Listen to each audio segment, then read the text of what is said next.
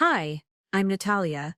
At my sister's engagement party in Willowbrook, she strutted past me in my $3,000 Valentino dress, the one I'd saved for months to buy, and whispered loud enough for everyone to hear, finally wearing something that fits, thanks to Big Sister's closet. The family laughed. My cousin Delphine added, "Borrowing clothes at 26? How economical." I didn't argue. I didn't make a scene. I just smiled and introduced everyone to my date for the evening. The laughter died instantly when my sister Evangeline realized I'd brought her fiancé, Tristan. Before we jump back in, tell us where you're tuning from, and if this story touches you, make sure you're subscribed, because tomorrow I've saved something extra special for you. You know those families where one sister gets everything handed to her while the other works for every single thing she owns? Welcome to the Ashworth family of Willowbrook Heights, where my sister Evangeline has been borrowing my life piece by piece since we were teenagers, and everyone just calls it sharing between sisters. Let me paint you the picture of how we got here. Evangeline, everyone calls her Evie because apparently even her name needs to be cuter than mine, has always been the golden child. Blonde hair that catches light like spun gold, blue eyes that could sell ice to penguins, and this laugh that makes everyone in the room turn toward her like she's the sun itself. Me? I'm the brunette sister with green eyes and what my mother diplomatically calls strong features. Translation: I'm pretty enough, but I'm not Evie. Growing up in our sprawling colonial on Rosemary Lane, everything was share with your sister Natalia, and let Evie borrow that. She has a date. My prom dress. She wore it first to homecoming. My car when I finally saved enough to buy one. Just for tonight, Nat, please. My college fund that I'd been contributing to since I was 14 with my babysitting money. Well, that went to pay for her spring break trip to Santorini because she needed to find herself. But here's the thing about being the sister who always gives: you develop a very particular set of skills. Patience, observation, and the ability to remember every single slight, every borrowed item that never came back, every time someone assumed you'd just be okay with it, because that's what family does. The dress situation started 3 months ago. I'd been eyeing this stunning burgundy Valentino number for 6 months, checking the website religiously, waiting for any kind of sale that would make it remotely affordable on my marketing coordinator salary. When it finally went down to 30% off, still a fortune for me but achievable if I lived on ramen for 2 months, I bought it. My first real designer piece. The kind of dress that makes you stand differently, walk taller, feel like the woman you're becoming instead of the girl everyone thinks you still are. I hung it in my closet in my little apartment on Maple Street, still in its protective bag, waiting for the perfect occasion. I had this fantasy about wearing it to the annual Willowbrook Arts Gala, where all the local elite gather to write checks and see who wore what. I'd researched the event, bought tickets with my Christmas bonus, and planned everything down to the jewelry I'd pair with. Then Evie got engaged to Tristan Kellaway. Yes, that Kellaway as in Kellaway Industries, as in more money than God and a jawline that could cut glass. The engagement party was planned for their family's estate in Willowbrook Heights, and suddenly my Valentino dress disappeared from my closet. I found out she'd taken it when I saw her Instagram story, a mirror selfie in my dress with the caption "Engagement party ready." Sometimes the perfect dress just finds you. Blessed, engaged life. OETD. No credit. No mention of her sister. No acknowledgement that she'd literally stolen a $3,000 dress from my closet using the spare key I'd given her for emergencies. When I called her, she laughed, that tinkling laugh that everyone loves, and said, "Oh Nat, don't be dramatic. It's just sitting in your closet anyway. When do you ever go anywhere fancy enough to wear Valentino? Besides, I'm the bride-to-be. I should look perfect." I hung up without another word. That night I sat in my apartment, looking at my empty closet where the dress should have been, and something inside me shifted. Not anger. Anger is hot and messy, and makes you do stupid things. This was cold, calculated, final. See, here's what my family never bothered to learn about me. When you're the sister who always gives, who always shares, who always steps aside, you become invisible. And invisible people see everything. They hear everything.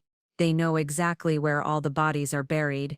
and Tristan Kellaway had been texting me for 3 months. It started innocently enough.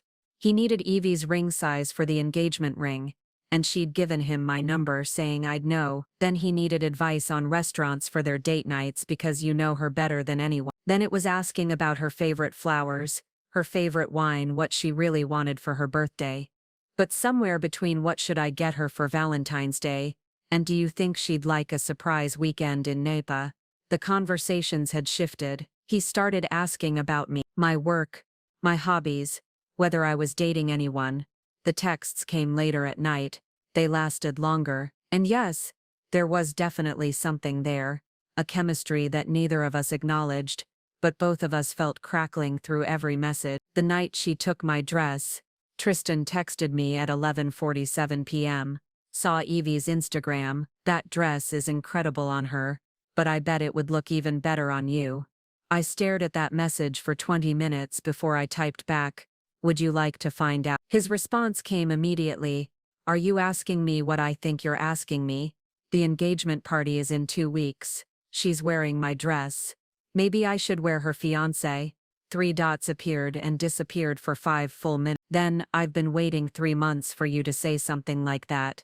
And that, dear viewers, is how I decided to teach my sister the most important lesson of her privileged little life. Some things should never be borrowed without asking. So mark your calendars for chaos, because this engagement party is about to become the most talked about event in Willowbrook Heights history, and for once, I'm going to be the sister everyone remembers. Preparing and narrating this story took us a lot of time, so if you are enjoying it, subscribe to our channel, it means a lot to us. Now back to the story.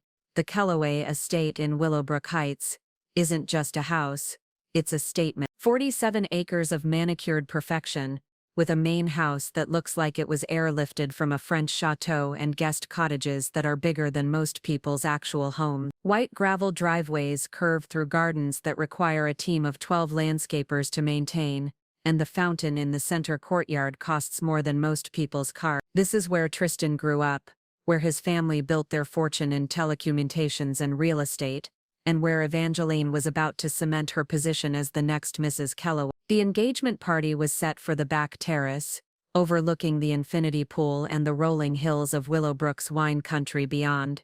I'd been to the Kellaway estate exactly 3 times before tonight. Once for a charity gala where I volunteered to help with registration, once when Evie insisted I come to a family barbecue so she could show off her normal sister to Tristan's parents, and once when she forgot her purse and needed me to drive it over while she was having dinner with the family. Each time I felt like I was visiting a museum where I wasn't allowed to touch anything. The Kellaway family has old money, the kind that whispers instead of shouts, the kind that knows exactly how much everything costs but would never be vulgar enough to mention it. Tristan's mother, Cordelia Kellaway, speaks in that particular upper-class Willowbrook accent where every vowel sounds like it's been dipped in honey and privilege. His father, Augustus, has the kind of handshake that crushes coal into diamonds and eyes that calculate your net worth while you're still saying hello. They tolerated me because I was Evie's sister, but I was always very clearly the supporting character in her love story. The dependable one who helped with wedding planning, who knew all her preferences, who could be counted on to fade into the background when the important conversation started. Evie, meanwhile, fit into their world like she was born for it. She had this way of gliding through their social circles, remembering everyone's children's names, asking about their vacation homes in the Hamptons, complimenting their jewelry with just the right amount of envy mixed with admiration. She was everything the Kellaway family wanted in a daughter-in-law: beautiful, charming, malleable, and just ambitious enough to be interesting, but not so ambitious that she'd overshadow their precious son.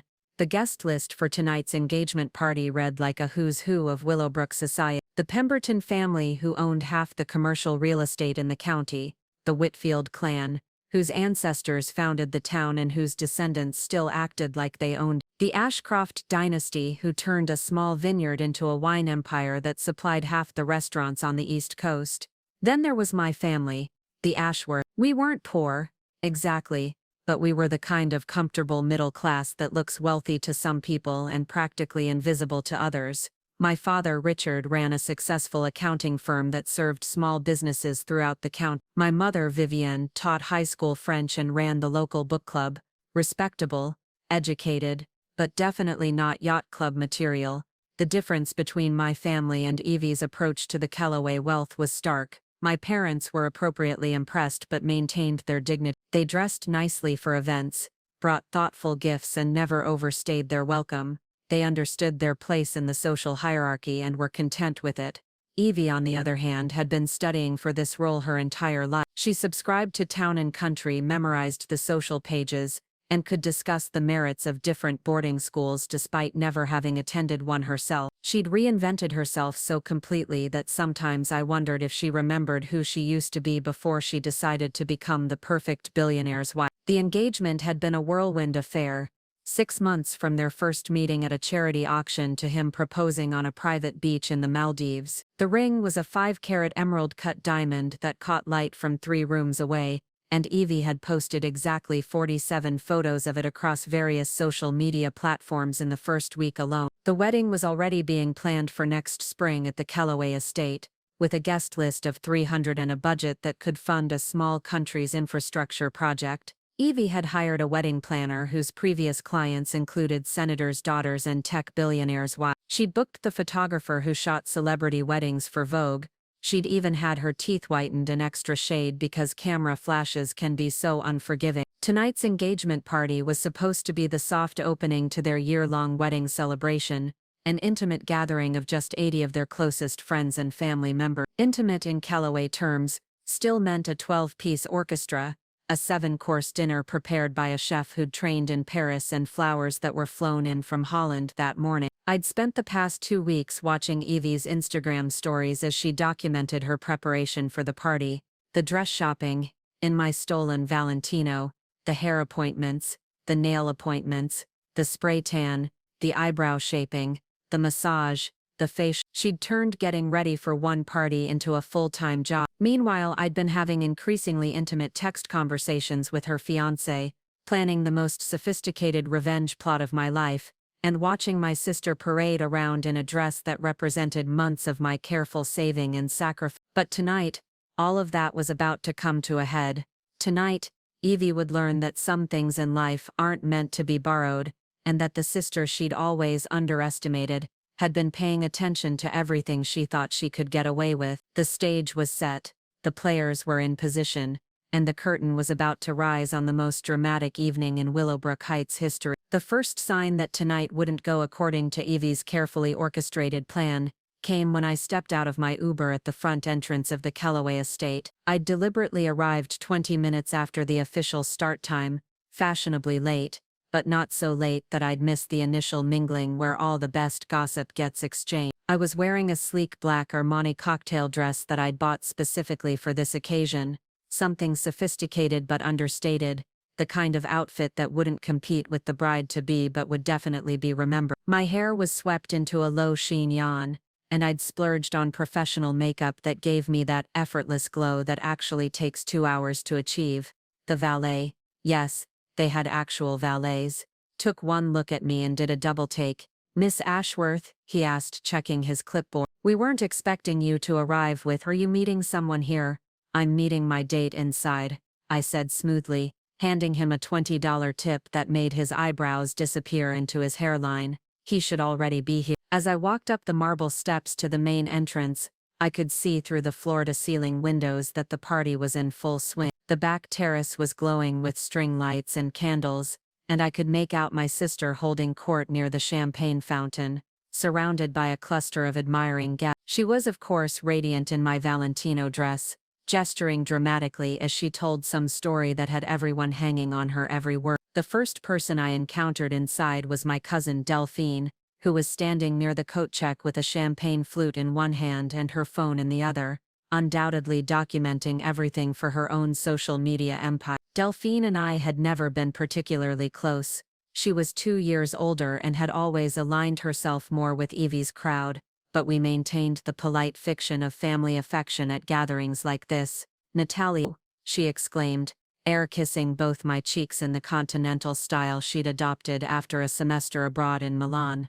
"You look absolutely stunning." that dress is gorgeous, is it new? Thank you, I replied, not mentioning that I'd bought it with the money I'd originally planned to spend on a vacation to celebrate my 27th birthday. You look lovely too. I love what you've done with your hair. Delphine preened, running her fingers through her newly highlighted blonde waves. I just started going to this amazing colorist in the city. She does all the Real Housewives. But speaking of hair, she leaned in conspiratorially, lowering her voice to that particular pitch women use when they're about to share something deliciously caddish. Have you seen your sister tonight? She looks absolutely incredible, but I have to ask, where did she get that dress? It's stunning, but it looks so expensive. Did she buy it, or? The unfinished question hung in the air like perfume, sweet and cloying. This was classic Delphine, wrapping an insult in compliments and concern, making it sound like she was worried about Evie's financial situation, rather than implying that she couldn't possibly afford designer clothing on her own. Oh, that old thing, I said with a casual wave of my hand. She borrowed it from someone. You know how Evie is about sharing. I let the word sharing sit between us for just a moment too long, watching as Delphine's eyes sharpened with interest. How generous I was just thinking, if I had a dress like that, I'd want to make sure everyone knew where it came from. You know, give credit where credit is due. I smiled serenely. Oh, I think everyone will know exactly where it came from before the night is over. Before Delphine could ask what I meant by that cryptic comment, my mother appeared at my elbow, looking elegant in a navy blue dress that she'd probably owned for 5 years but still looked timeless. Vivian Ashworth had a particular talent for looking expensive on a budget, and tonight was no exception.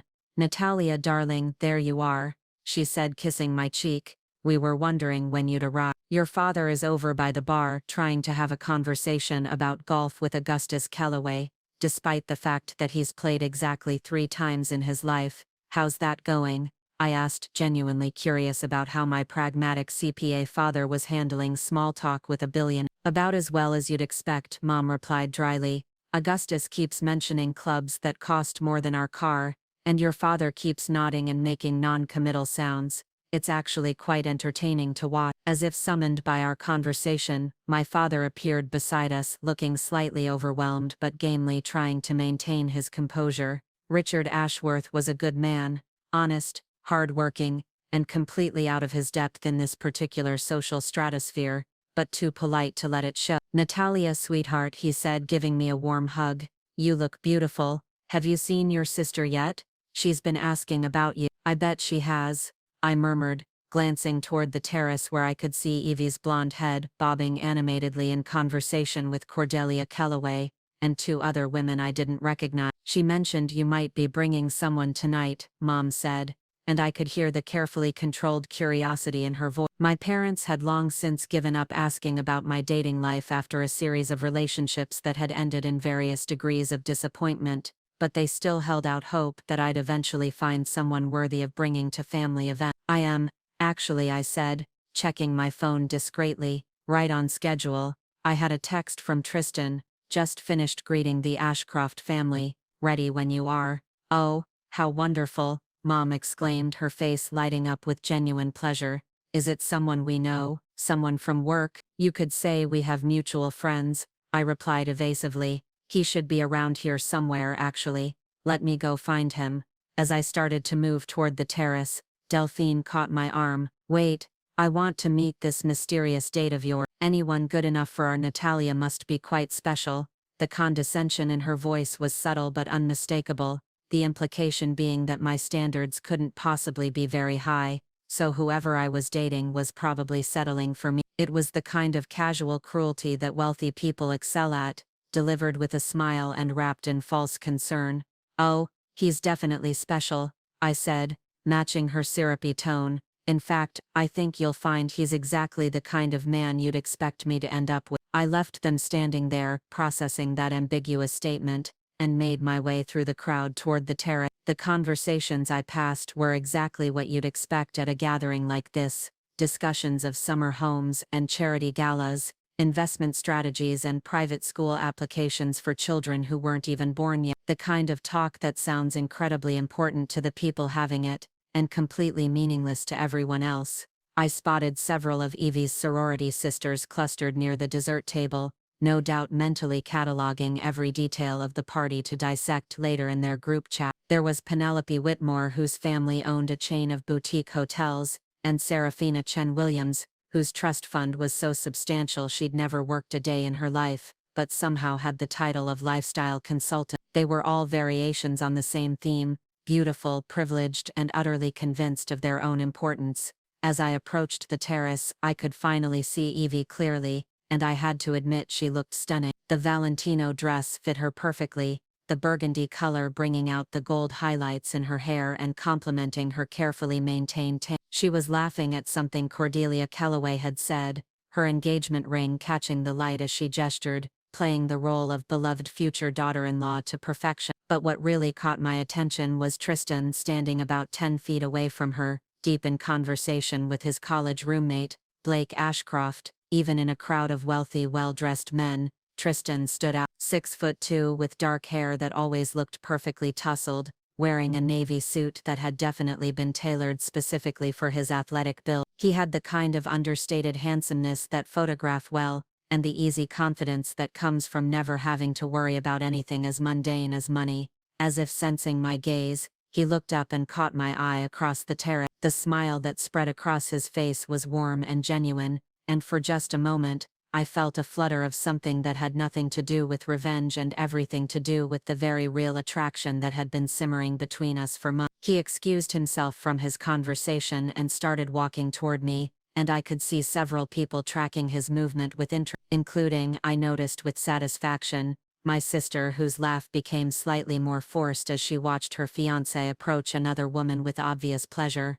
The game, as they say, was officially afoot. The moment Tristan reached me, the energy on the terrace shifted like the barometric pressure before a storm. He didn't just approach, he glided over with the kind of purposeful stride that made conversations pause and heads turn. When he stopped in front of me, close enough that I could smell his cologne, the subtle murmur of party chatter around us seemed to fade. "Natalia," he said, his voice warm and intimate despite the crowd surrounding us, "you look absolutely breathtaking tonight." Before I could respond, he leaned in and kissed my cheek, not the polite air kiss that was standard at these events, but a real kiss that lingered just a moment too long to be purely platonic. I could feel the warmth of his breath against my skin, and when he pulled back, his hand briefly touched my lower back in a gesture that was unmistakably possessive. "Tristan," I replied smoothly, as if beautiful billionaires told me I looked breathtaking every day of the week. "Thank you for inviting me. The party is lovely.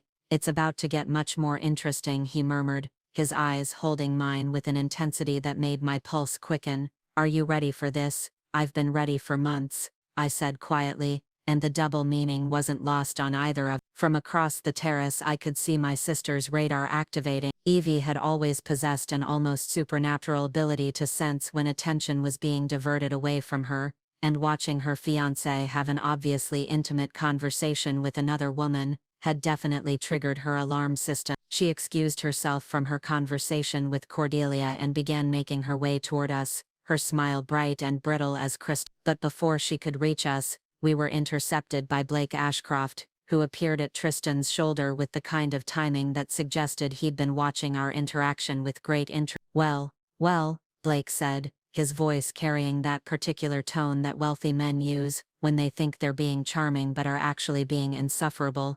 "Tristan, aren't you going to introduce me to your lovely companion?" Blake was everything I expected from someone in their social circle: tall, blonde, handsome in that generic way that suggested good breeding and expensive dental work. He had the kind of confident swagger that comes from never having been told no about anything important, and his eyes held the calculating gleam of someone who was already trying to figure out how I fit into their carefully ordered social hierarchy. "Blake, this is Natalia Ashworth," Tristan said, and I noticed he didn't add any qualifying information about who I was or how we knew each other. "Natalia, Blake and I went to Princeton together." "Ashworth?" Blake's eyebrows rose with interest, as in, related to the radiant bride-to-be. "Evie is my sister," I confirmed, watching as Blake's expression shifted subtly. I could practically see the wheels turning in his head, as he tried to reconcile the sister he'd probably heard described as the quiet one with the woman standing before him in designer clothing being obviously courted by the groom. "How fascinating," Blake said,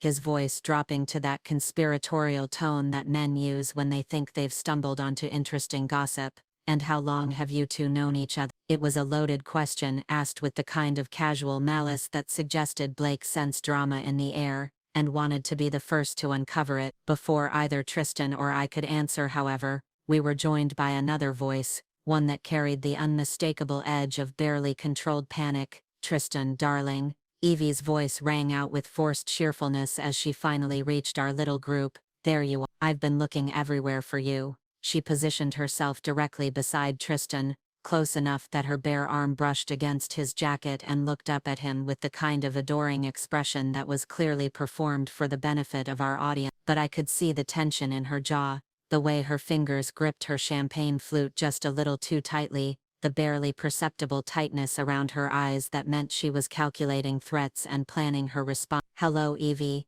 I said pleasantly, as if I hadn't noticed her obvious territorial display. "You look stunning tonight. That dress is absolutely gorgeous." The compliment hung in the air like a challenge. We both knew exactly whose dress she was wearing, and we both knew that I knew she knew I knew. It was a masterpiece of passive aggression, delivered with a smile so sweet, it could have caused diabetes. "Thank you," Evie replied, her own smile equally saccharine. "It's vintage Valentino. I have such a good eye for classic pieces." She ran her hand down the skirt of the dress with obvious satisfaction, as if she were showcasing her own personal style rather than my stolen property. "Vintage," I repeated innocently. "Really, it looks remarkably current to me, almost like it just came off the runway." Blake, who had been watching this exchange with the rapt attention of someone witnessing a particularly entertaining tennis match, chose that moment to interject. "Ladies, you both look absolutely divine. But Tristan, I have to say, I'm curious about how you and Natalia met. It's so interesting when different social circles overlap." The question was clearly designed to force some kind of revelation, and I could see Evie's posture stiffen as she waited for Tristan's response. This was the moment she expected him to explain, that I was just the sister, the plus one, the unimportant relative who'd somehow managed to get invited to the grown-ups table. Instead, Tristan moved closer to me, his hand settling on my waist in a gesture that was unmistakably intimate. "Natalia and I have been getting to know each other quite well over the past few months," he said smoothly. "She's fascinating company." The way he said fascinating made it clear that their getting to know each other had involved more than casual conversation, and I watched as Evie's face went through a rapid series of micro-expressions: confusion, disbelief, and then something that looked suspiciously like fear. "I'm sorry," she said, her voice rising slightly in pitch. "What exactly does that mean, getting to know each other? When? How?" "We've been texting," I said simply, as if this were the most natural thing in the world. "Quite a lot actually, haven't we, Tristan?" "Almost every day," he confirmed, his thumb tracing a small circle on my hip that made me shiver despite the warm evening air. "Sometimes multiple times a day." The silence that followed this revelation was deafening. Blake's mouth had actually fallen open slightly, and I could see other guests beginning to take notice of our little drama. Conversations were slowing down, as people sensed that something significant was happening, the way crowds always do when they detect the scent of scandal in the air. Evie's champagne flute trembled in her hand. "Texting about what?" she demanded, her carefully maintained composure beginning to crack around the edges. "Oh, all sorts of things," I replied casually. "Restaurants, books, travel destinations. Tristan has excellent taste in many areas."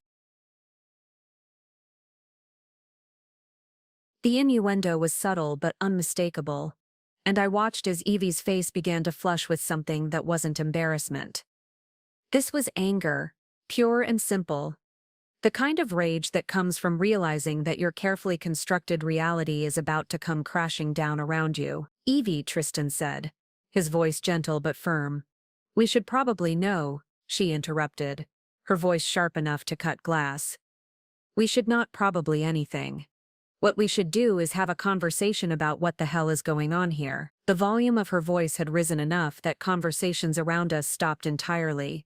Cordelia Kellaway was staring in our direction with the kind of expression that suggested she was mentally rehearsing how she would describe this scene to her bridge club tomorrow. The sorority sisters had formed a tight cluster nearby, their phones out and recording as if they sensed that something Instagram-worthy was about to happen. Perhaps we should move this conversation somewhere more private, Blake suggested, finally recognizing that he had stumbled into something much more serious than he'd bargained for. No, Evie said again, louder this time. I think everyone here deserves to know exactly what kind of person my sister really is.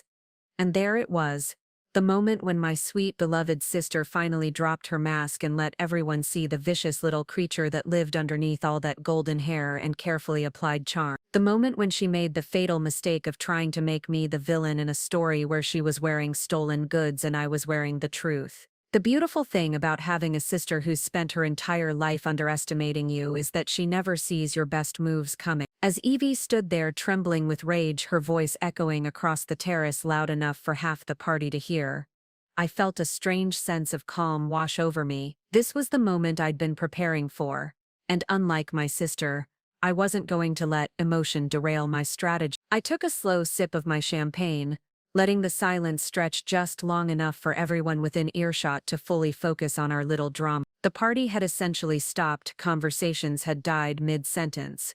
People were shifting positions to get better views, and I could see phones being discreetly raised to capture whatever was about to unfold. Evie, I said finally, my voice steady and warm with just a hint of concern that suggested I was worried about her rather than threatened by her. I think you might be overreacting a little. Maybe we should sit down and overreact. The word came out like a bark, sharp and ugly in a way that made several nearby guests wince. My sister has been having some kind of secret relationship with my fiancé for months, and you think I'm overreacting? She turned to face the growing crowd of onlookers, her arms spread wide in a gesture that was meant to rally them to her cause but instead made her look slightly unhinged. Did everyone hear? My own sister has been texting my fiancé behind my back, and now she shows up to my engagement party dressed like. She gestured wildly at my outfit, and I could see her struggling to find something wrong with my appearance that would justify her anger to their audience. But I'd chosen my look carefully, elegant, appropriate, understated. There was nothing she could attack without sounding petty and desperate. Dressed like what? I asked gently, tilting my head with the kind of innocent curiosity that suggested I genuinely couldn't understand what had upset her so much. Like you're trying to upstage me on my own night, she snapped, but even as the words left her mouth I could see her realizing how weak they sounded. Complaining that someone else looked good at your party wasn't exactly a sympathetic position, especially when that someone was your sister. I let my expression shift to one of hurt confusion, as if her accusation had genuinely wounded me. Evie, I would never try to upstage you. This is your night, your celebration. I'm just here to support you, the way I always have.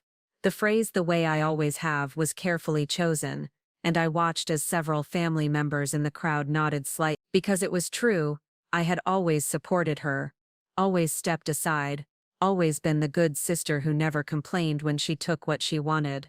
Support me? Evie's laugh was shrill and brittle. Is that what you call seducing my fiancé? Support? Seduce? I repeated the word as if it were completely foreign to me, my eyebrows rising in surprise. Evie, Tristan and I have been having conversations, about books mostly, and restaurants. I don't think anyone would call discussing literature seduction. It was a masterful deflection, technically true, while completely ignoring the obvious romantic undertones of our months-long text relationship. But it made Evie sound hysterical and jealous, the kind of woman who would accuse her sister of seduction over book recommendation. Tristan, who had been watching this exchange with obvious fascination, chose that moment to step closer to me, his hand finding mine in a gesture that was protective and intimate. Evie, he said, his voice calm but firm, I think you're upset, and maybe we should. She held up her hand like a stop sign, her voice dropping to a dangerous whisper. Don't you dare try to manage me right now, Tristan, not when you've been carrying on with my sister behind my back. Carrying on?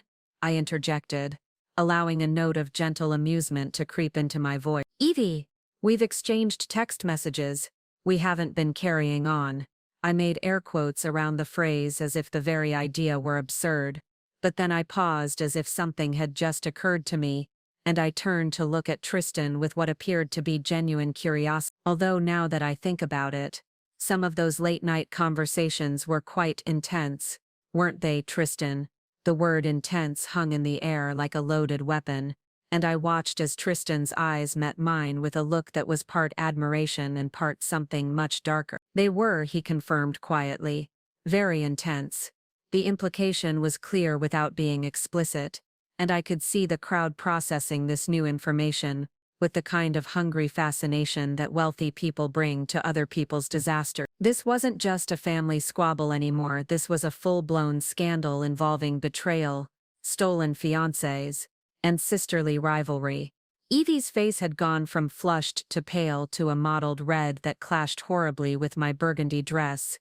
She started, then stopped, her mouth opening and closing like a fish out of water as she struggled to find words adequate to her rage. I waited patiently, my expression sympathetic, as if I were genuinely concerned about her apparent inability to speak coherently. Around us, the silence was so complete that I could hear the soft splash of the fountain in the courtyard, and the distant sound of music from inside the house. You know what? Evie finally managed, her voice shaking with fury. I don't care what everyone thinks. I know what you are, Natalia. I know you've always been jealous of me, always resented everything I have, and now you're trying to destroy my happiness, because you can't stand to see me succeed. It was a tactical error of epic proportion. By making it about jealousy and resentment, she was essentially admitting that she had things worth being jealous of, things that, by implication, she'd gotten through luck or privilege rather than merit. And by suggesting that I was trying to destroy her happiness, she was positioning herself as the victim in a situation where she was very clearly wearing stolen property. I let the accusation hang in the air for a moment, then responded with the kind of quiet dignity that makes other people's hysteria look even more unhinged by contrast. Evie, I said softly, I have never been anything but happy for your success. When you got into your sorority, I celebrated with you. When you graduated, I threw you a party. When you got engaged, I helped you plan this entire evening. I gestured around at the beautiful party surrounding us. I've never wanted anything but the best for you. It was all true and everyone there knew it. I had been the supportive sister, the one who showed up, the one who helped, the one who celebrated her victories even when they came at my expense. But, I continued, my voice still soft but with a new note of steel underneath, I do think we need to have an honest conversation about boundaries, about respect, about the difference between borrowing and taking. The words borrowing and taking hit the crowd like a small explosion, because everyone there understood the distinction, and everyone there could see that this fight wasn't really about text messages or book recommendations. This was about something deeper, something that had been building for years. Evie's eyes narrowed dangerously. What exactly are you implying? I'm not implying anything, I replied calmly. I'm simply saying that some things should be asked for rather than taken. Some permissions should be sought rather than assumed.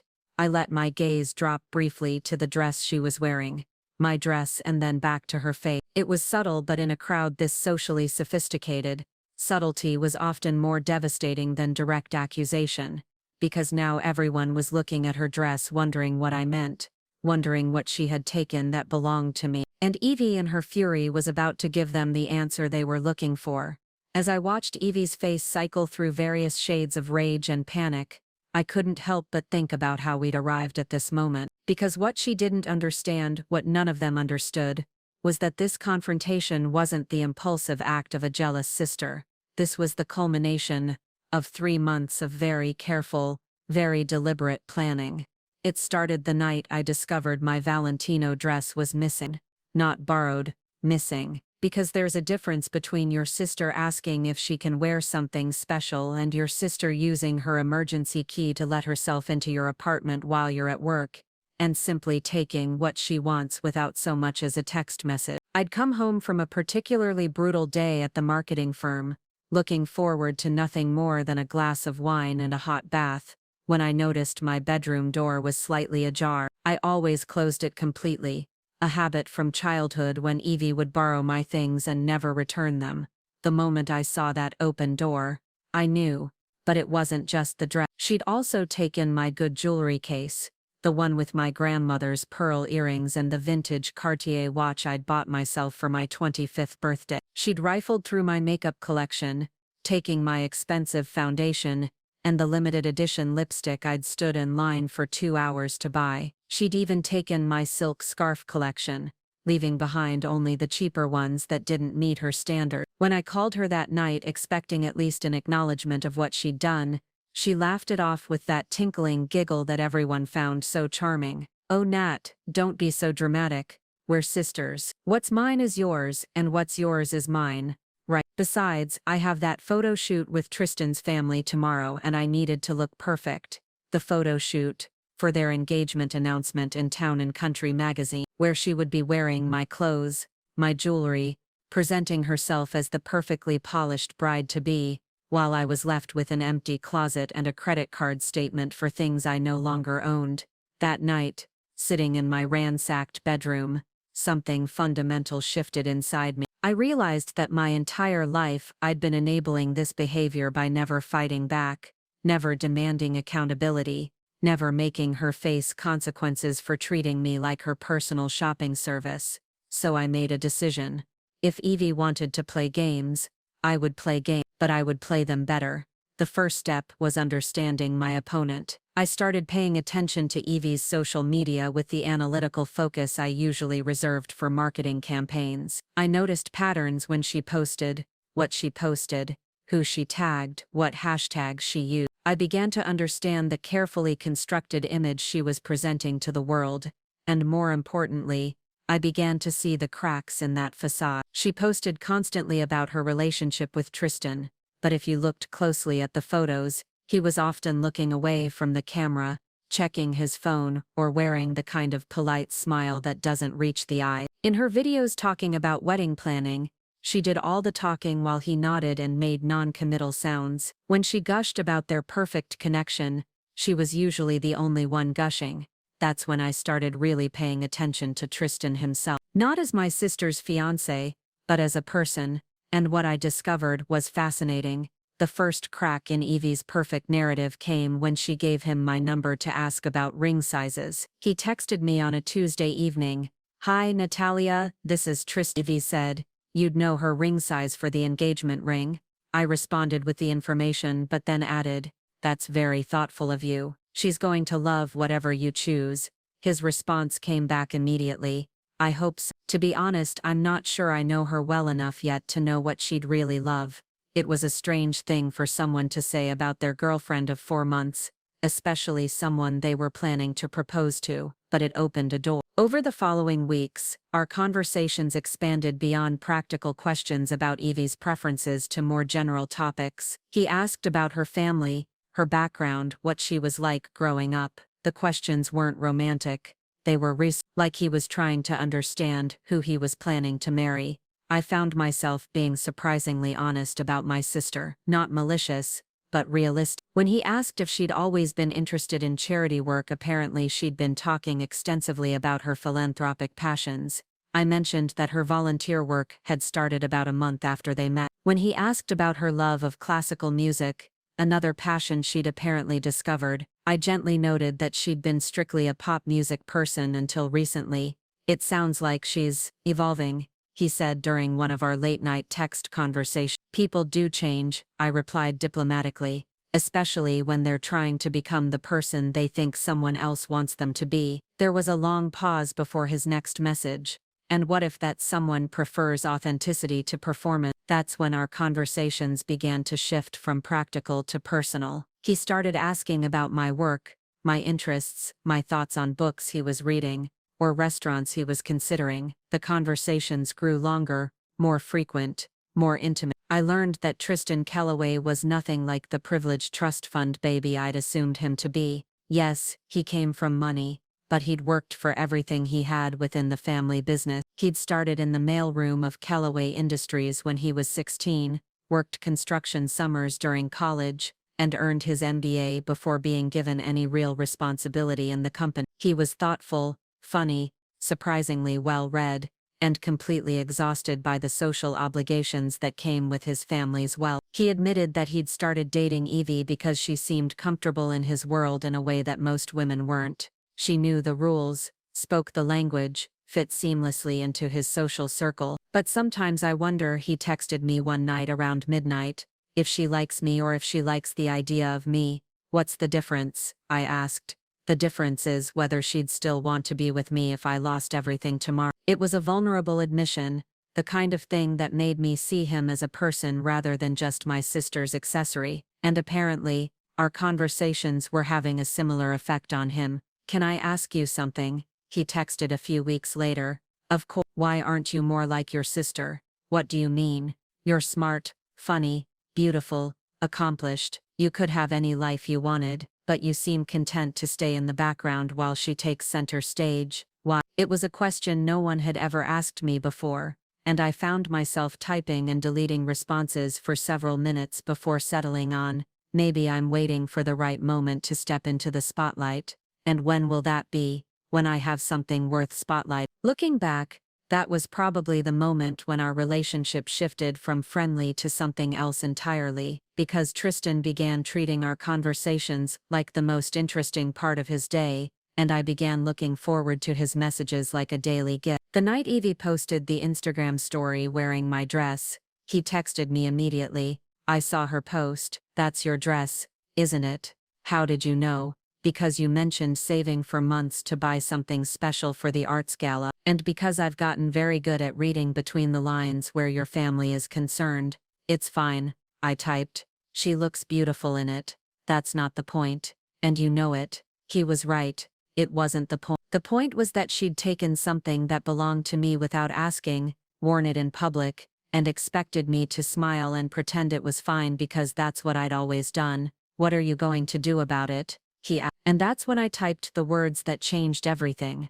I haven't decided yet, but when I do, it's going to be memorable. His response came immediately. Count me in. The beauty of a well-executed plan is that by the time your target realizes what's happening, it's already too late to stop it. As I stood on the Kellaway terrace, watching Evie's face contort with rage while maintaining my own serene expression, I could feel all the pieces I'd carefully positioned over the past 3 months clicking into place like dominoes falling in perfect sequence. The final phase of our strategy had begun 2 weeks earlier, when Tristan and I met in person for the first time since our text relationship had evolved into something deeper. He'd suggested coffee at a small cafe in Millbrook, the next town over from Willowbrook Heights, where we were unlikely to encounter anyone from our usual social circle. I'd arrived first, choosing a corner table where we could speak privately, and when he walked through the door, I felt my breath catch in a way that had nothing to do with revenge plots and everything to do with the man himself. In person, Tristan was even more compelling than I'd imagined,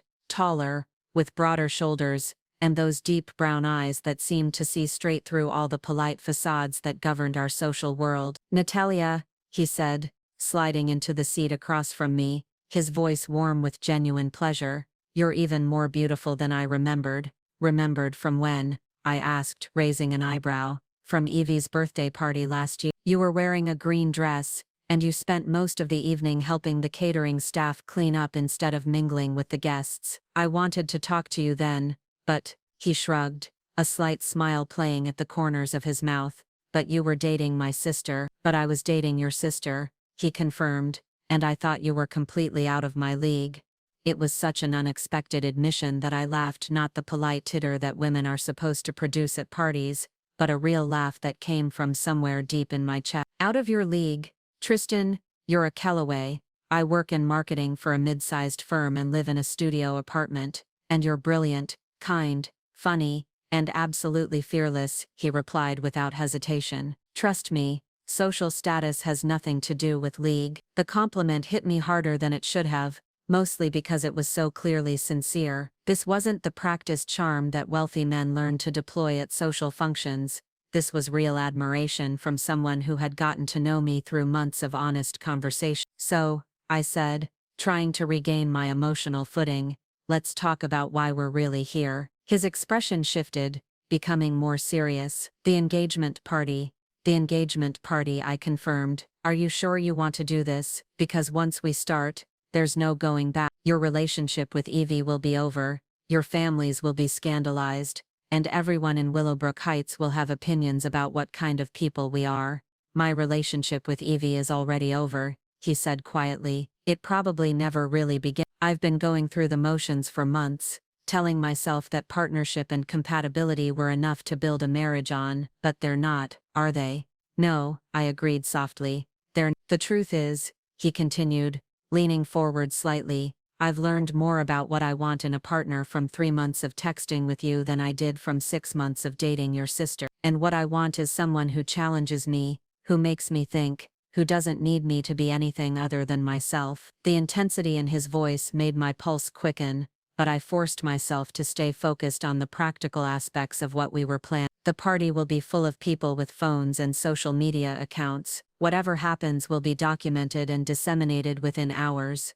Good, he said firmly. I'm tired of living my life according to other people's expectations and pretending to be happy with arrangements that benefit everyone except me. And Evie? She's going to be humiliated in front of everyone she's tried to impress. Evie has been humiliating you for years, he pointed out. Taking your clothes, your jewelry, your credit for charity work you organized, your ideas for date activities. She's built her entire relationship with me on borrowed pieces of your life. It was true, though I was surprised he'd noticed the pattern. You picked up on all that. I pay attention, he said simply, especially when someone I care about is being treated badly. The phrase, someone I care about, sent a warm flutter through my chest, but I pushed the feeling aside. We had work to do. So here's how this will happen, I said, pulling out my phone to show him the notes I'd made. You'll arrive at the party at the normal time, play the role of dutiful fiancé for the first hour, mingle, accept congratulations, pose for photos, let everyone see you being the perfect couple. And then you'll text me when you're ready, and I'll arrive. We'll let Evie see us talking, let her get suspicious and confrontational. The key is to stay calm no matter what she says or does. Let her be the one who loses control. What about your dress? He asked. The one she's wearing tonight. I smiled, and I could see from his expression that it wasn't entirely a nice smile. That's where things get interesting, because what Evie doesn't know is that I have the receipt, the credit card statement, and the security footage from the boutique where I bought it. I also have the keycard records from my apartment building, showing when she used her emergency access to get into my place while I was at work. His eyebrows rose. You've been collecting evidence? I've been preparing for every possible contingency, I corrected, because when you're going to war with someone who's spent their entire life getting away with taking whatever they want, you need to be absolutely certain of your ground. And if she denies everything, then I'll let her dig her own grave, I said simply. People like Evie always overplay their hand when they're cornered. She'll say something that reveals exactly who she really is, and everyone will see. We spent the next hour going over every detail, every possible reaction, every way the evening could unfold. Tristan was surprisingly good at strategic planning, approaching the situation with the same analytical mind that had made him successful in business. There's something else we need to discuss, he said as we prepared to leave. After tonight, assuming everything goes according to plan, where does that leave? It was the question I'd been avoiding thinking about, because the answer was complicated. I don't know, I admitted. This started as revenge, but somewhere along the way it became something else. For me too, he said, reaching across the table to take my hand. Whatever happens tonight, I want you to know that these past 3 months of getting to know you have been the best part of my year. Even though we're about to blow up your life, especially because we're about to blow up my life, he said, with a grin. Sometimes the best thing you can do is burn down something that isn't working and start fresh. 2 days before the party, I received a text from Evie. By the way, I'm borrowing that burgundy dress for the engagement party. It's perfect for photos. Hope you don't mind. The casual entitlement of that message, asking for permission after she'd already taken what she wanted, adding a kiss emoji as if that made the theft cute, confirmed that I was doing the right thing. I texted back, "Of course, you'll look beautiful in it." Her response was immediate. "Ah, you're the best sister ever. I knew you'd understand." That night, I laid out my black Armani dress, charged my phone completely and went to bed early. Tomorrow would be the day that Evangeline Ashworth learned that some things should never be borrowed without asking, and that the sister she'd always underestimated had been paying very close attention to everything she thought she was getting away with. The stage was set, the players were ready, and the curtain was about to rise on the most carefully orchestrated public revelation in Willowbrook Heights history. Standing there on the terrace, watching Evie's face cycle through confusion, rage and desperation, while our audience of Willowbrook's elite hung on every word, I knew the moment had finally arrived. All those months of careful planning, strategic conversations and evidence gathering had led to this single perfect instant, where the truth would finally speak louder than any lie. Evie's voice was shaking now, her careful composure completely shattered. "You want to talk about borrowing and taking," she snarled, her manicured fingers stabbing toward me accusingly. "Fine, let's talk about it. Let's talk about how you've been stealing my fiancé behind my back for months." The crowd shifted collectively, a subtle intake of breath that suggested this drama had exceeded everyone's expectations for the evening's entertainment. Phones were no longer being held discreetly. Several guests were openly recording now, understanding that they were witnessing something that would be discussed in their social circles for months to come. "Stealing," I repeated, my voice carrying just the right note of confused innocence. "Evie, I haven't stolen anything from anyone. Unlike some people." The emphasis on "unlike some people" was subtle but unmistakable, and I watched as several guests' eyes automatically dropped to scan her outfit, trying to understand what I was implying. Blake Ashcroft, still positioned near our little group like a ringside commentator, chose that moment to insert himself back into the conversation.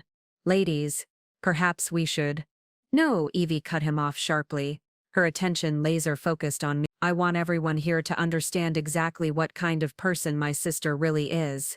She's jealous, manipulative, and actually," Tristan interrupted quietly, his voice carrying easily across the suddenly silent terrace, "I think there are some things everyone should understand. But they're not about Natalia." The way he said my name with warmth and obvious affection sent a ripple of shock through the crowd. This wasn't the tone of a man talking about his fiancé's sister. This was the tone of a man talking about someone he cared deeply about. Evie whirled to face him, her eyes wide with something approaching panic. "Tristan, what are you saying?"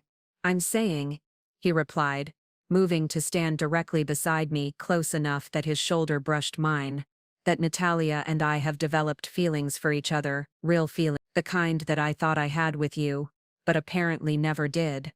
The silence that followed this announcement was so complete that I could hear the splash of the fountain in the courtyard and the distant sound of classical music drifting from inside the house. Several guests had their hands pressed to their mouths in shock, while others were furiously typing on their phones, probably texting friends who weren't at the party to alert them to the scandal unfolding. Cordelia Kellaway, who had been standing near the dessert table with a cluster of other wealthy matrons, moved closer to our group, her expression carefully neutral but her eyes sharp with interest. This was her son, making a public declaration that would affect the family's social standing, and she wasn't about to miss a single detail. "Feelings?" Evie's voice cracked on the word. "What kind of feelings? When? How long has this been going on?" 3 months, I said simply, taking Tristan's hand in mine. The gesture was natural, comfortable, and utterly devastating in its implications. "We've been talking almost every day." "Talking about what?" The question came out as almost a shriek, and I could see Evie realizing that she was losing control of the narrative in front of the most important audience of her life. "Everything," Tristan replied. "Books, movies, our hopes for the future, the kind of conversations that people who are actually compatible have with each other." The word "compatible" was like a slap, implying that he and Evie had never had that kind of connection. I watched as she flinched visibly, her hand flying to her chest as if he'd physically struck her. "But we're engaged," she protested, holding up her left hand, so the enormous diamond caught the light. "We're supposed to be married in 6 months. You proposed to me."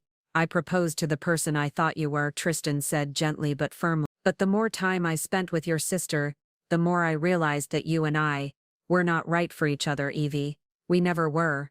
The crowd was completely riveted now, watching this real-time dissolution of what had been considered one of Willowbrook Heights' most golden couple. I could see phones being raised higher, capturing every angle of Evie's devastation for immediate distribution across social media.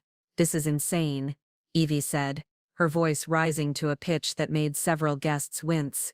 "You're breaking up with me. At our engagement party. In front of everyone." "I'm being honest," Tristan replied. "For the first time in months, I'm being completely honest." That's when Evie made her fatal mistake. Instead of gracefully accepting the situation or asking for privacy to discuss it, she decided to go on the attack, her desperation making her vicious. "Honest?" She laughed, the sound sharp and ugly. "You want to talk about honesty? Let's talk about how my little sister has been systematically trying to steal my life piece by piece. Let's talk about how she's always been jealous of everything I have. Everything you," I repeated slowly, and for the first time all evening, I let a hint of steel creep into my voice. "Interesting choice of words, Evie.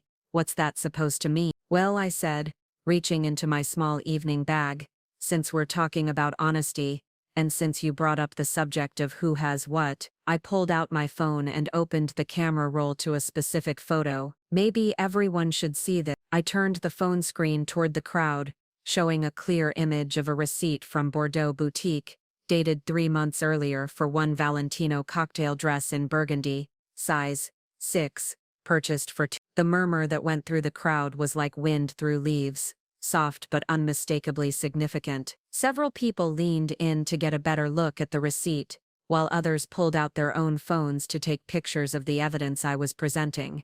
"That," Blake started, then stopped, his eyes moving from the receipt to Evie's dress and back again. "That's the dress I'm wearing," Evie said quickly, but her voice lacked its earlier confidence. "I bought that dress." "Really?" I swiped to the next photo, a credit card statement clearly showing the purchase. Because according to Chase Bank, the dress was purchased with my credit card from my account. The crowd was pressing closer now, no longer pretending to give us privacy. This wasn't just a relationship drama anymore. This was a public accusation of theft, and everyone present understood the implications. "Show them the security footage," Tristan said quietly, and I could hear the admiration in his voice. "Security footage." Evie's face went pale. I swiped to a video file on my phone, grainy black and white footage from my apartment building's security system, time-stamped 3 days earlier, showing a familiar blonde figure, using a keycard to enter the building, and emerging 40 minutes later with several shopping bags. "This is you," I said, holding the phone so everyone could see, "using the emergency key I gave you, entering my apartment while I was at work, and leaving with bags full of my belongings, including this dress." The silence was so profound that I could hear the intake of breath from individual guests. Cordelia Kellaway's mouth had actually fallen open slightly, while Blake looked like he was witnessing a car accident in slow motion. Evie started, then stopped, her mouth opening and closing soundlessly, as she realized the trap she'd walked into. What?" I asked pleasantly. "I documented everything. I kept receipts. I prepared for the possibility that someone might try to claim ownership of things they stole from me." "It's not stealing," she finally managed to say. "We're sisters. Sisters share things. Sisters ask permission," I replied calmly. "Sisters don't use emergency keys to break into each other's apartments. Sisters don't take $3,000 dresses without so much as a text message. And sisters certainly don't accuse each other of being thieves while wearing stolen property." The crowd erupted in whispers, and I could see the exact moment when the social tide turned completely against Evie. In their world, accusations of theft were serious matters, and the evidence I'd presented was undeniable. "Take it off," I said quietly.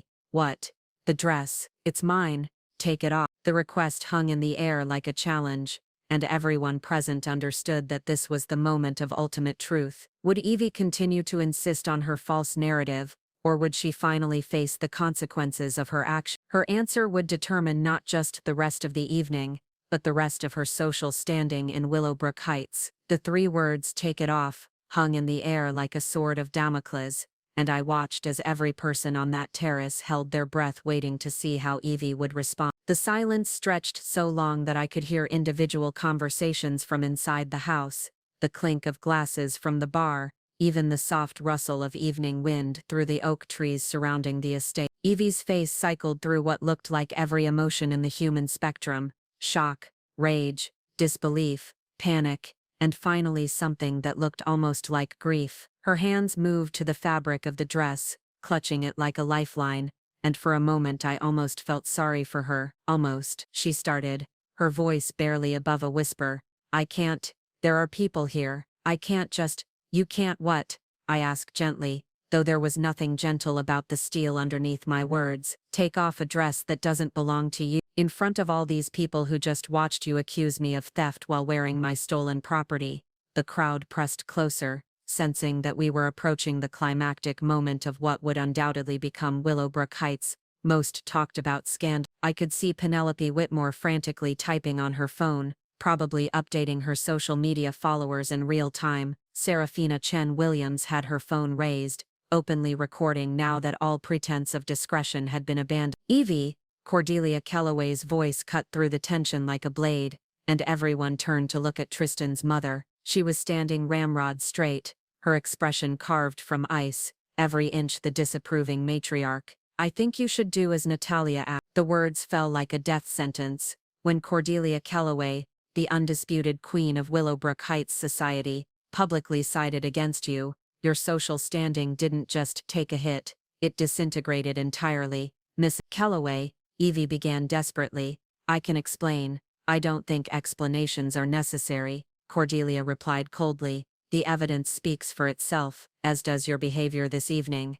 My mother, who had been standing frozen in shock near the champagne fountain, finally found her voice. Evangeline, she said, her tone carrying the kind of maternal disappointment that cuts deeper than any shouting match. Go inside, now, fix this.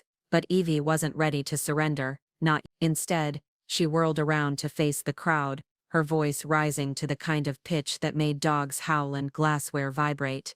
This is ridiculous, she announced to the assembled guests. I'm being publicly humiliated over a dress. A dress, is this really what we're doing? Destroying engagement over designer clothing.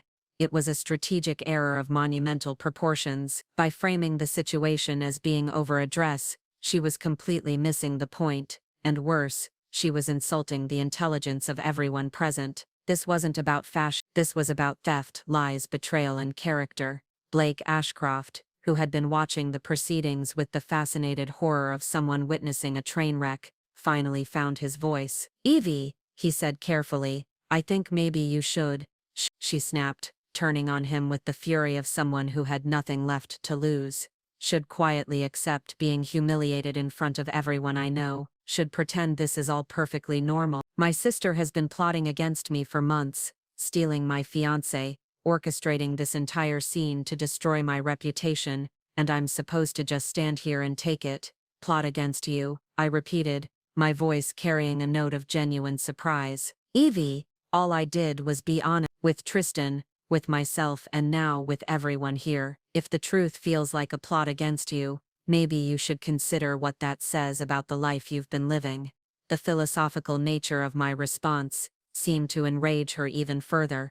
Don't you dare lecture me about honesty. You've been lying and scheming, and I haven't lied about anything, I interrupted, my voice remaining calm while hers climbed toward hysteria. I haven't stolen anything. I haven't taken anything that didn't belong to me. I haven't used emergency keys to enter anyone's apartment without permission. I haven't built a relationship on borrowed pieces of someone else's life. Each statement hit like a physical blow, and I watched as Evie's face crumpled under the weight of her own exposed behavior. The crowd was murmuring now, conversations breaking out in small clusters as people processed what they'd witnessed. She's always been jealous of me, Evie announced to the crowd, her voice taking on a desperate, pleading quality. Always, since we were children. She couldn't stand that I was prettier, more popular, more successful. This is her revenge for a lifetime of being the lesser sister. The words should have hurt. They were designed to hurt. But instead, I felt a strange sense of relief,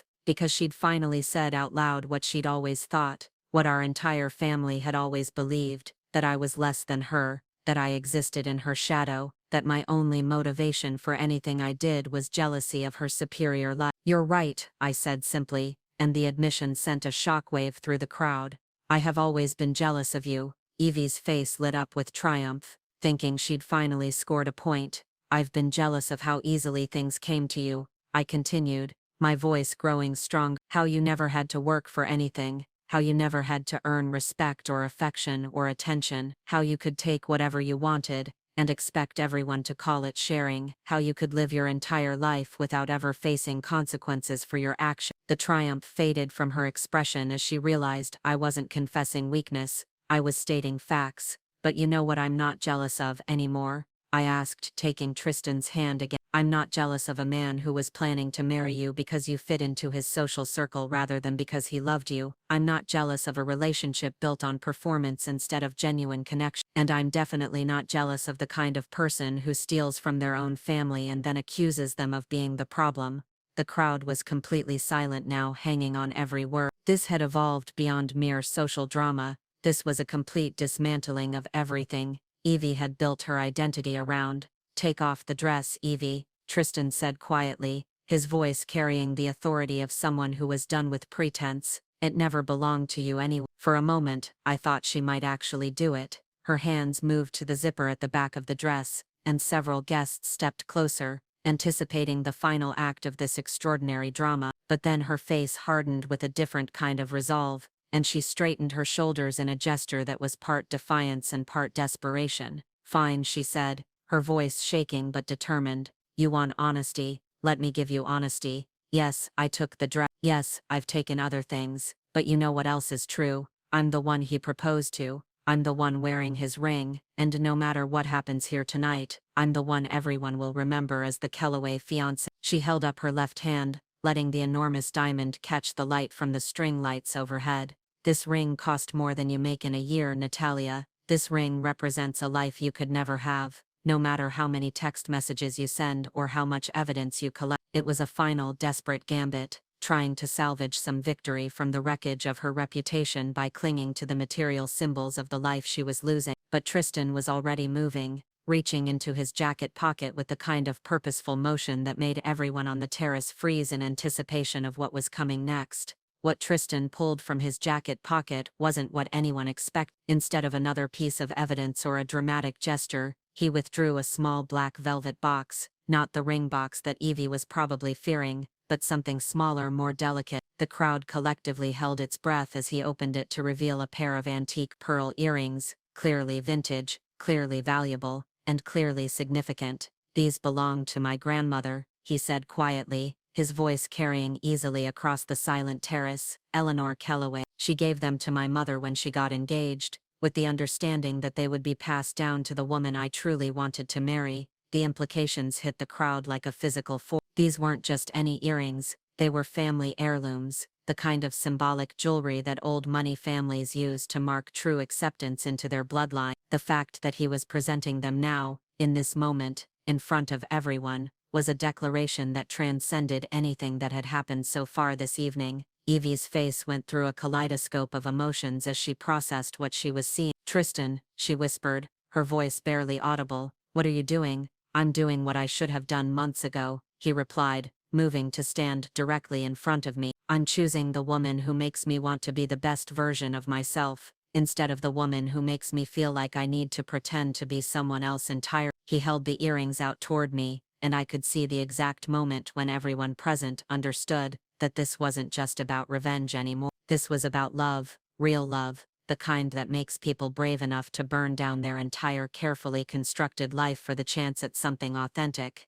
Natalia, he said, his voice soft but clear enough for everyone to hear, would you wear not as an engagement, not as a promise, but as a symbol that sometimes the most beautiful things in life come from being brave enough to tell the truth? My hands were shaking as I reached for the earrings and I could feel tears threatening at the corners of my eyes. This moment was so far beyond anything I had planned, so much deeper than simple revenge, that I almost couldn't process it. Yes, I managed to say, my voice barely above a whisper, I would be honored. As I fastened the earrings, feeling the weight of their history and significance, I heard Evie make a sound that was part sob and part snarl. When I looked up, her face was a mask of devastation and fury that was genuinely frightening to behold. This is insane, she announced to the crowd, her voice rising to a pitch that made several guests step backward. You're all watching my life being destroyed over what? Text messages, a stolen dress, ancient family jewelry. This is my engagement party.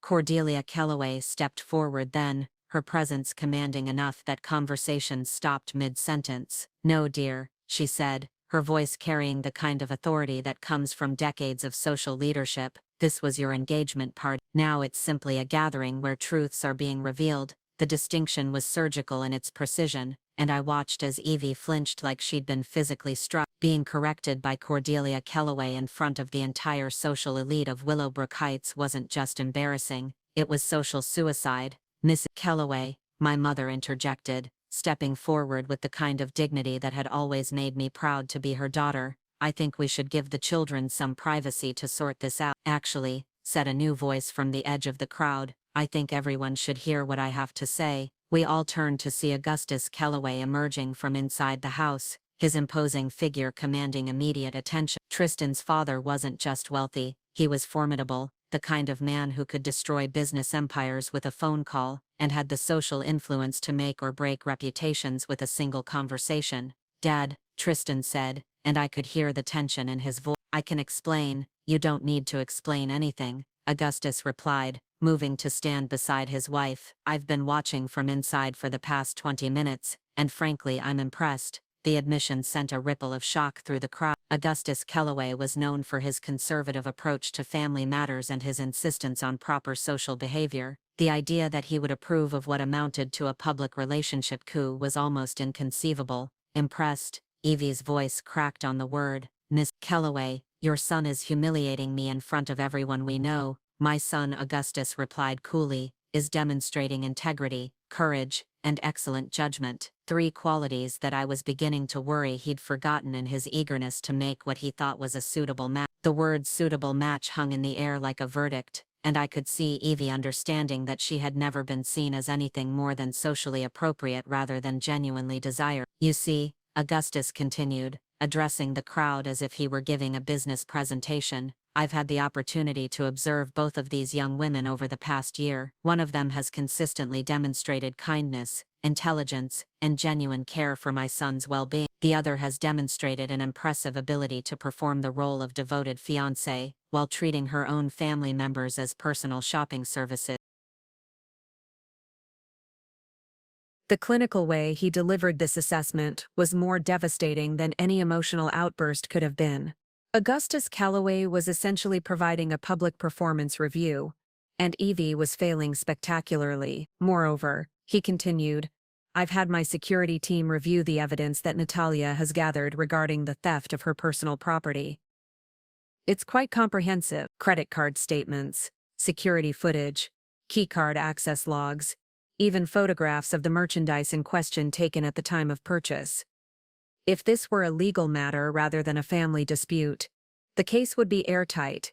I felt my jaw drop slightly. I hadn't realized that Augustus had access to my evidence, much less that he'd had it professionally evaluated. The revelation that the Kellaway family's security apparatus had been investigating the situation added a layer of legitimacy that transformed this from social drama into something approaching a formal proceeding. "Dad," Tristan said, his voice filled with what sounded like pride, "you investigated."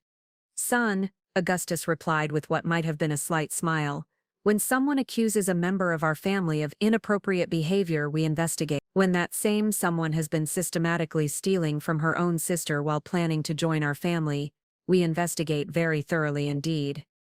The silence that followed this revelation was so complete that I could hear my own heart. The Kellaway family hadn't just witnessed Evie's behavior, they had documented it, analyzed it, and found it wanting according to their own standards. Blake Ashcroft, who had been unusually quiet for the past several minutes, cleared his throat nervously. "So, what happens now?" he asked, his voice carrying the kind of morbid curiosity that wealthy people bring to other people's disaster. "Now," said Cordelia, her voice carrying the finality of a judge delivering a sentence, "Miss Evangeline returns the dress to its rightful owner, returns the ring to my son, and learns what it means to face consequences for one's actions. And then," Augustus added, his voice businesslike, "we discuss whether this matter requires legal intervention or whether it can be resolved within the family." The phrase legal intervention sent a visible shudder through Evie's body. The Kellaway family had the resources to pursue charges that could result in serious legal consequences, and everyone present understood the implications. "This isn't over," Evie said, her voice shaking with a combination of rage and desperation. "You think you've won something here, Natalia, but you have no idea what you've really done. You've destroyed your own family. You've turned everyone against each other. Was your precious dress really worth all of this?" It was her final attempt to make me the villain in a story where she was clearly the antagonist, but the question revealed how fundamentally she misunderstood what had just happened. "It was never about the dress," I replied simply. "It was about respect. It was about honesty. It was about learning that actions have consequences, and that some things in life can't be borrowed without asking." The truth of that statement settled over the crowd like evening mist, and I could see in their faces the understanding that they had witnessed something much more significant than a family squabble or even a romantic triangle. They had witnessed the complete restructuring of a social hierarchy, the elevation of merit over manipulation, and the triumph of authentic connection over calculated performance. What happened next unfolded with the surreal quality of watching a movie in slow motion. Evie stood frozen in the center of the terrace, still wearing my burgundy dress, still clutching Tristan's engagement ring, while around her the entire social architecture of her carefully constructed world rearranged itself into a new configuration where she was no longer the center of attention. The first person to move was my cousin Delphine, who approached with the cautious steps of someone navigating a minefield, but instead of going to Evie, as everyone expected, she came directly to me. "Natalia," she said, her voice carrying a note of something that sounded suspiciously like respect. "I owe you an apology. I've been watching Evie treat you like her personal assistant for years, and I never said anything because it was easier not to." The admission hung in the air, and I could see other family members shifting uncomfortably as they recognized their own complicity in the dynamic Delphine was described. How many times had they watched Evie take credit for my ideas, borrow my belongings without permission, or expect me to handle logistics for events where she would get all the recognition? "You don't need to apologize," I said gently, touching her arm. "But thank you for saying that." Blake Ashcroft, who had been standing at the periphery of our group like a spectator at a tennis match, suddenly stepped forward with the kind of purpose that suggested he'd made a decision about which side of this social catastrophe he wanted to be on. "Tristan," he said, extending his hand for a formal handshake, "congratulations on making the right choice. I've always thought you seemed constrained in your previous relationship." The word constrained was perfectly chosen. It suggested that Blake had noticed Tristan's discomfort without directly insulting Evie, while still making it clear that he approved of the evening's development. It was exactly the kind of politically astute response you'd expect from someone who moved in their social circles. As Blake and Tristan shook hands, I watched other guests begin to make their own calculations about where their loyalties should lie. The Pemberton family matriarch, who had been standing near the champagne fountain with a cluster of other society wives, moved closer to Cordelia Kellaway with the kind of purposeful stride that indicated alliance building in progress. "Cordelia," she said, her voice carrying easily across the terrace, "I have to say, your son has shown remarkable character tonight, and Natalia," she turned to look at me with newfound appreciation. "I had no idea you had such steel underneath all that sweetness." The comment was meant as a compliment, but it revealed something important about how I'd been perceived in their social circle. Sweet, harmless, easily overlooked, the kind of person who could be dismissed or ignored without consequence. "Still waters run deep," I replied with a smile that was probably more predatory than sweet. "I've learned a lot from watching how things work in your world." The phrase "your world" was deliberate, a subtle reminder that while I might be joining their social stratum through my relationship with Tristan, I hadn't been born into it the way Evie had assumed she could marry into it.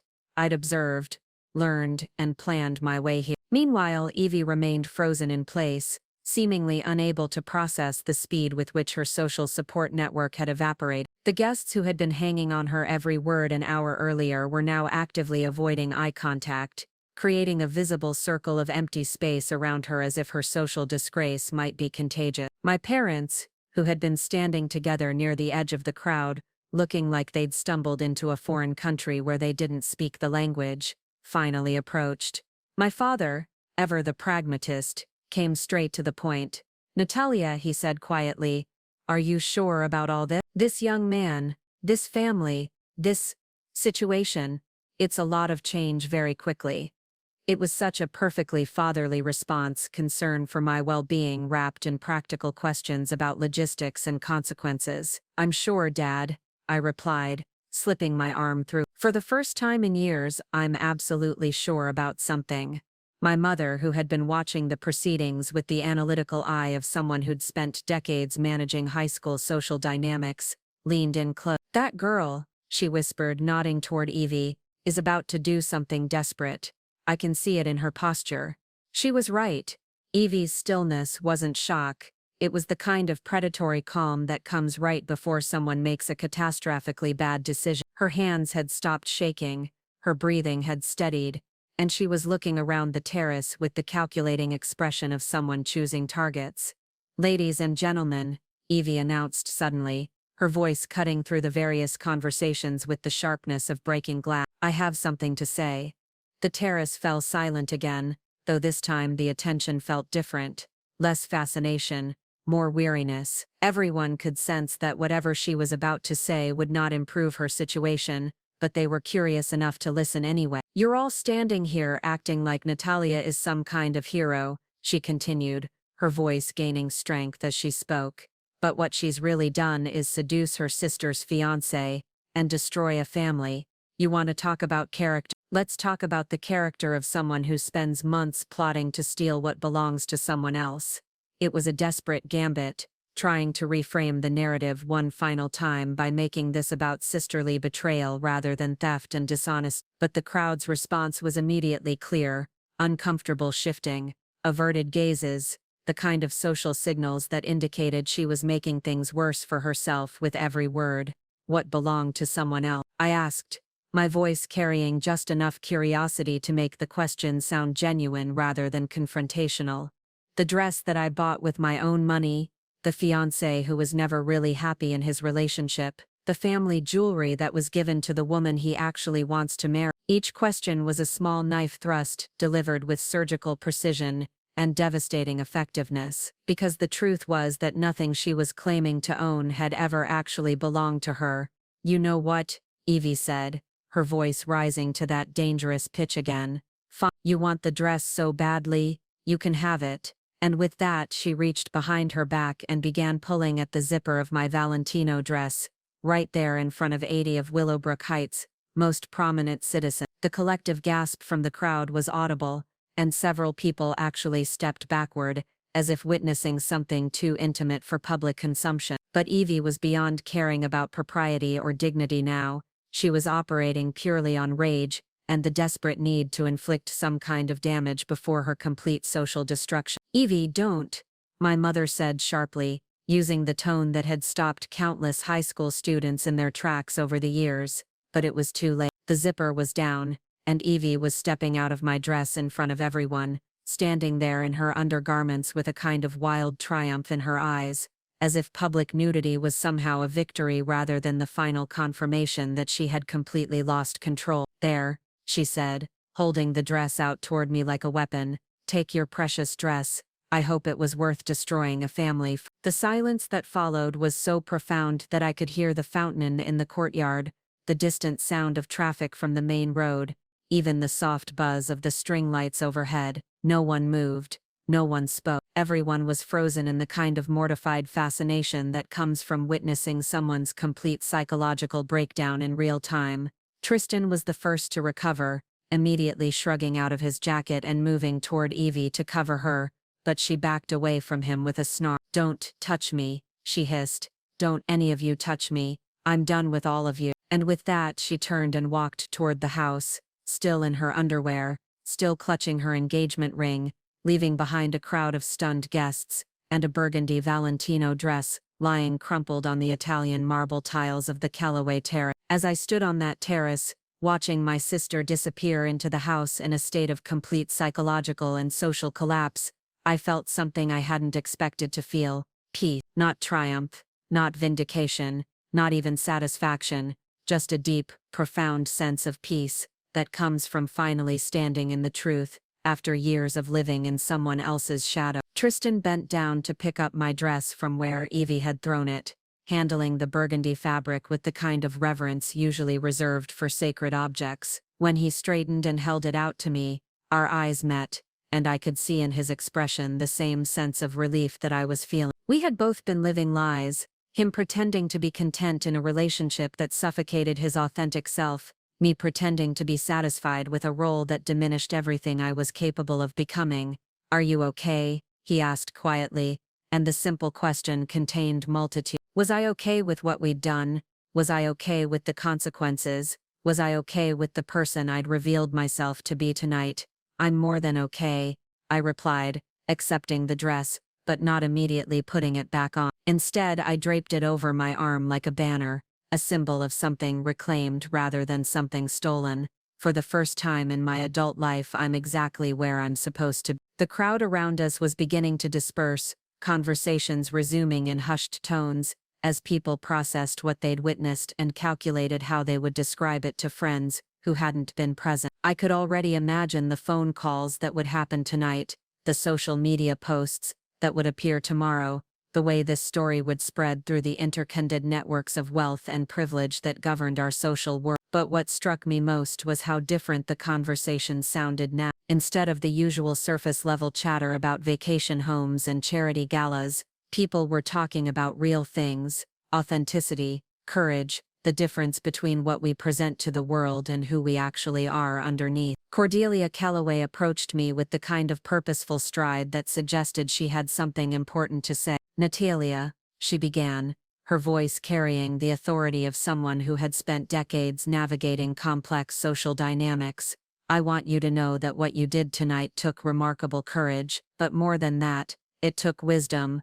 "Wisdom?" I asked, genuinely curious about her perspective. "The wisdom to understand that sometimes the most loving thing you can do for someone is to stop enabling their worst impulses," she replied. "Your sister has been allowed to take whatever she wanted for so long that she never learned the value of earning anything. Tonight, she learned what consequences feel like. That's a gift, even if she doesn't recognize it as one." It was such an elegant way of reframing what could have been seen as sisterly betrayal into an act of tough love, and I felt a surge of gratitude toward this woman who was choosing to see the best possible interpretation of my action. Augustus joined his wife, his imposing presence somehow reassuring rather than intimidating. "The investigation will continue," he said matter-of-factly, "not because we want to punish your sister, but because patterns of behavior like this don't typically exist in isolation. If she's been taking things from you, she's likely been taking things from others as well." The implication sent a chill through me. I'd been so focused on my own stolen belongings that I hadn't considered the possibility that Evie's sense of entitlement might extend beyond our family. But of course it would. People who feel comfortable stealing from their own sister probably don't limit their acquisitive behavior to family members. "Whatever you discover," I said carefully, "I hope she gets the help she needs to understand why she thought this was acceptable behavior." It was a diplomatic response, but it was also genuine. Despite everything that had happened tonight, despite the years of accumulated resentment and frustration, I didn't want Evie to be destroyed. I wanted her to be better. My parents approached then, and I could see in their faces the complex mixture of pride and concern that comes from watching your child do something brave but potentially costly. They had raised 2 daughters, loved us both equally, and now found themselves in the impossible position of supporting one while watching the other face consequences for choices they couldn't defend. "We're proud of you," my father said simply, pulling me into a hug that smelled like the cologne he'd worn since I was a child.